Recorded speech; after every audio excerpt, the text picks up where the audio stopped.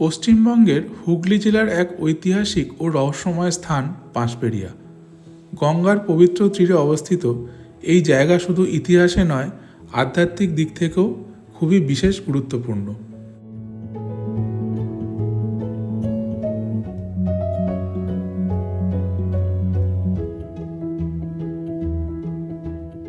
প্রায় 350 বছর আগে অর্থাৎ 1673 সালে জমিদার রামেশ্বর রায় পাটুলি ছেড়ে এই বাঁশবেড়িয়া এসে বসতি স্থাপন করেন। তখন এই এলাকা হুগলির অংশ ছিল। মুঘল সম্রাট ঔরঙ্গজেব রামেশ্বর রায়কে প্রায় 400 বিঘা জমি উপহার দেন এবং তাকে রাজা হিসাবে সম্মানিত করেন। সেই সময় থেকেই তার পরিবার ও আত্মীয়স্বজন এখানে বসবাস শুরু করেন। এই বাঁশবেড়িয়ার সবথেকে বড় আকর্ষণ হল হংসেশ্বরী মন্দির। মন্দিরটির নির্মাণ শুরু হয় 19বিংশ শতাব্দীর শুরুতে। এর পেছনে রয়েছে এক অসাধারণ গল্প।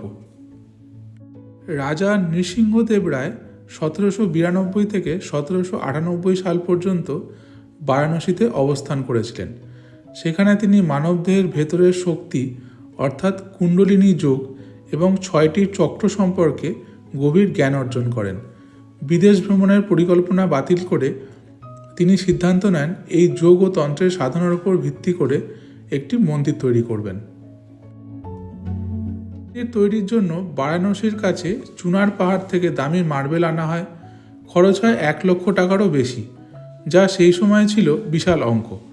দূর দূরান্ত থেকে দক্ষ কারিগর আনা হয়, কিন্তু দুর্ভাগ্যবশত 1802 সালে মন্দির নির্মাণ অসম্পূর্ণ অবস্থায় রাজা নৃসিংহদেব রায় মারা যান।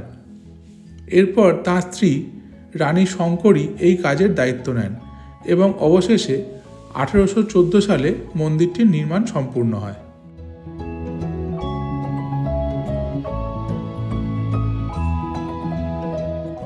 হংসেশ্বরী মন্দির সাধারণ মন্দিরের থেকে কিছুটা আলাদা।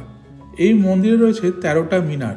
প্রতিটা মিনার দেখতে পদ্ম ফুলের কুঁড়ির মতো। মন্দিরটার উচ্চতা প্রায় 90 ফুট। সবচেয়ে আশ্চর্যের বিষয়, মন্দিরের ভেতরের গঠন মানবদেহের মতো। ইরা, পিঙ্গলা, সুষুম্না এইসব যোগশাস্ত্রের নারীর ধারণা মন্দিরের নকশায় ফুটে উঠেছে।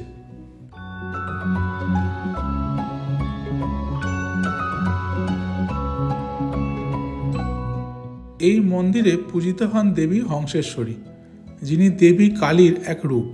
তার মূর্তি নীল রঙের এবং তৈরি হয়েছে নিম কাঠ দিয়ে।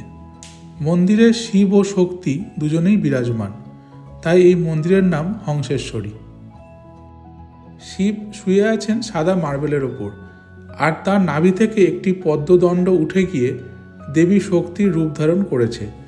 দেবীর 4 হাতে রয়েছে আশীর্বাদ, অভয়, শক্তি ও অশুভ দমনের প্রতীক। এই মন্দিরের ধারণায় শ্বাস প্রশ্বাসের দর্শনও ফুটে উঠেছে। শ্বাস ছাড়ার সময় উচ্চারিত হয় হং, যা শিবের প্রতীক। শ্বাস নেওয়ার সময় উচ্চারিত হয় সা, যা মাতৃশক্তির প্রতীক। এইভাবেই শিব ও শক্তির মিলন ঘটে। বর্তমানে এই হংসেশ্বরী মন্দির আর্কিওলজিক্যাল সার্ভে অফ ইন্ডিয়ার দ্বারা সংরক্ষিত একটি ঐতিহ্যবাহী স্থান। ইতিহাস, ধর্ম ও যোগশাস্ত্র সব কিছু মিলিয়ে এটি সত্যি এক অনন্য নিদর্শন।